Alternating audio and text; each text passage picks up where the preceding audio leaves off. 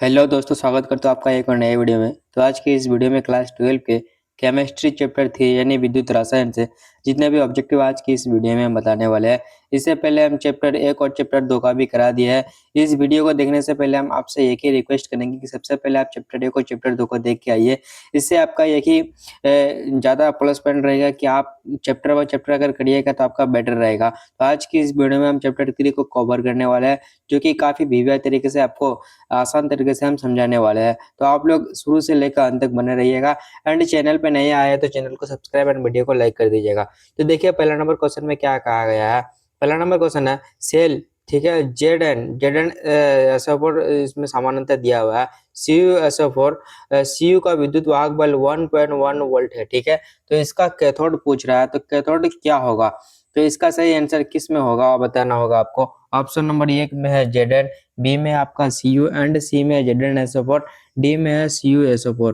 तो इसका correctly answer हो जाएगा आपका ऑप्शन नंबर बी नंबर आपका 100% सही होगा। अगला क्वेश्चन है आयनीकरण का सिद्धांत किसने दिया था। इस क्वेश्चन को 2024 में पूछा गया है। ऑप्शन नंबर ए में फेराडे ने, बी में आर्हेनियस ने, सी में ऑस्टवाल्ड ने एंड डी में आपका रदरफोर्ड ने। तो इसका सही आंसर होगा आपका ऑप्शन नंबर बी नंबर, यानी रदरफोर्ड ने है ना आयनीकरण का सिद्धांत को दिया था। अगला क्वेश्चन है NaCl के जलीय घोल के विद्युत अपघटन के कैथोड पर क्या मुक्त होती है। देखिए इस क्वेश्चन को 2023 में पूछा गया है। ऑप्शन नंबर ए में क्लोरीन, बी में सोडियम, सी में सोडियम अमलगम एंड डी में आपका हाइड्रोजन। तो देखिए सबसे पहले आपको अगर NaCl को अगर आप तोड़ना है तो Na+Cl में तोड़ेगा, किसमें Na+Cl में तोड़ेगा। तो इसमें कैथोड पूछ रहा है, तो इसका सही आंसर निकल के आ जाएगा आपका ऑप्शन नंबर डी नंबर सही होगा, यानी हाइड्रोजन निकल के आ जाएगा। अगला क्वेश्चन है निम्नलिखित में कौन विलयन में विद्युत का संचालन करते हैं। इस क्वेश्चन को भी 23 में पूछा गया है। ऑप्शन नंबर ए में विद्युत अपघटन, बी में आपका विद्युत अनपघटीय, सी में H2O अणु एंड डी में आपका तांबे के तार। तो इसका सही आंसर होगा आपका ऑप्शन नंबर ए नंबर सही होगा, यानी विद्युत अपघट्य 100% सही होगा। अगला है आपका ये बी सी और डी धातुओं के मानक इलेक्ट्रॉन विभव क्रमांक इतना इतना इतना दिया हुआ है, तो किस धातु की अवकरण क्षमता सबसे अधिक होगी।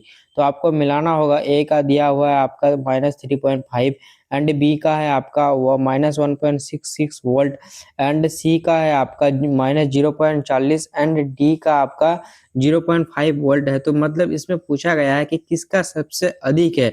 देखिए इससे पहले जिसका भी सबसे ज्यादा माइनस में रहेगा उसका सबसे ज्यादा रहेगा। तो इसमें आपको दिख रहा है कि ऑप्शन नंबर ए जो है ना इसका सबसे ज्यादा अधिक है ए का, तो इसीलिए इसका आंसर ऑप्शन नंबर ए होगा। अगला है 1 मोल Al3+ को Al में अपचयन के लिए कितने आवेश की आवश्यकता होती है। इस क्वेश्चन को 21 में पूछा गया है। तो इसका सही आंसर होगा 3.0 × 10⁵ कूलम की। अगला क्वेश्चन है ए बी और सी तत्वों का मानक अपचयन विभवांक क्रमांक इतना दिया हुआ है, ठीक है। तो उनकी अपचयन शक्ति क्रमांक क्या होगी। इस क्वेश्चन को 2021 में पूछा गया है। तो इसका समानांतर क्रम में हो जाएगा, पहले होगा बी होगा फिर सी होगा फिर ए होगा, यानी ऑप्शन नंबर डी सही होगा। अगला है किसी सेल अभिकर्मक की साम्यावस्था पर सेल का विद्युत वाहक बल EMF होता है। सेल का विद्युत वाहक बल EMF पूछा गया है, तो इसका सही आंसर होगा आपका 0, यानी ऑप्शन नंबर बी 100% आपका सही होगा। अगला है Zn समानांतर Zn+2F से इक्वेशन मिलकर बनाएगा इतना। इस क्वेश्चन को 21 में पूछा गया है। क्या इस इक्वेशन को बनाएगा वो कौन सा इक्वेशन है। ऑप्शन नंबर ए में वेस्टर्न सेल, बी में डेनियल सेल, सी में कैलोमर सेल एंड डी में इनमें से कोई नहीं। तो इस क्वेश्चन का सही आंसर होगा आपका ऑप्शन नंबर बी 100% सही होगा, यानी डेनियल सेल होगा। अगला है जलीय घोल में हाइड्रोजन H2 किसे अवकृत नहीं करेगा। इसका सही आंसर होगा FeE3+ को।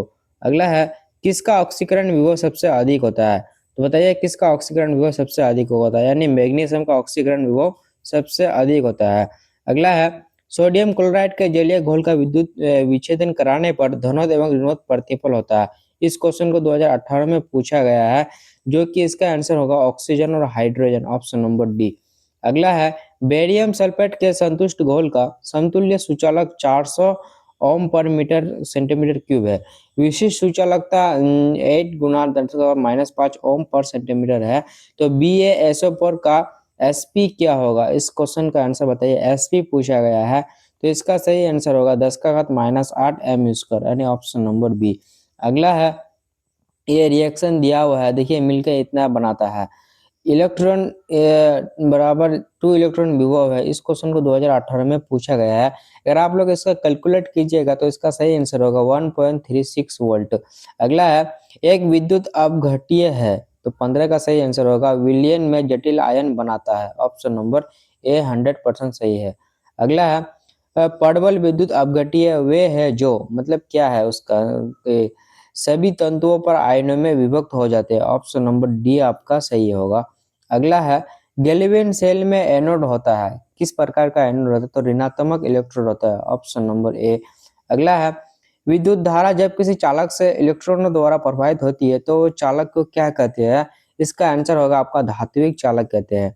अगला क्वेश्चन है, फैराडे का विद्युत विच्छेदन का द्वितीय नियम संबंधित है। इस क्वेश्चन को 2010 और 17 में पूछा गया है, तो यह विद्युत अपघट्य के समतुल्य भार से संबंधित है। ऑप्शन नंबर बी आपका सही है। अगला है, निम्नलिखित में कौन द्वितीयक सेल है। इस क्वेश्चन को 2011 में पूछा गया है, तो आपका लेड स्टोरेज बैटरी जो है ना, यह एक प्रकार का द्वितीयक सेल है।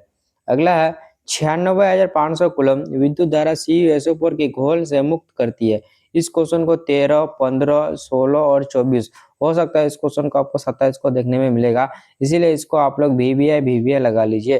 तो चलिए, इसका आंसर सही होगा आपका ऑप्शन नंबर बी नंबर से होगा, यानी 31.75 ग्राम CU होगा। अगला क्वेश्चन है, इलेक्ट्रॉन पर आवेश होता है, इलेक्ट्रॉन पर कितना आवेश होता है तो सबको पता होना चाहिए, 1.6 × 10⁻−19 कूलम के बराबर होता है। अगला क्वेश्चन है, विशिष्ट प्रतिरोध की इकाई क्या होती है, तो इसका इकाई ओम सेंटीमीटर होती है, यानी इस प्रकार का जो रहता है ना सिंबल ओम सेंटीमीटर, इस प्रकार का आंसर रहेगा। अगला है, विद्युत अपघटन के नियम किसने दिया था। ऑप्शन नंबर ए में लेमार्क ने, बी में ओस्टवाल्ड में, सी में है फेराडे ने एंड डी में आपका आर्हेनियस ने। तो इसका सही आंसर होगा आपका ऑप्शन नंबर सी होगा, यानी फेराडे ने दिया था।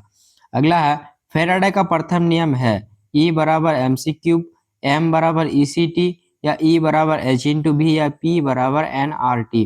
तो इसका सही आंसर होगा, अगर M बराबर ECT या फिर HCT भी रहता है कहीं कहीं से, तो इसका आंसर बी नंबर ही सही होगा।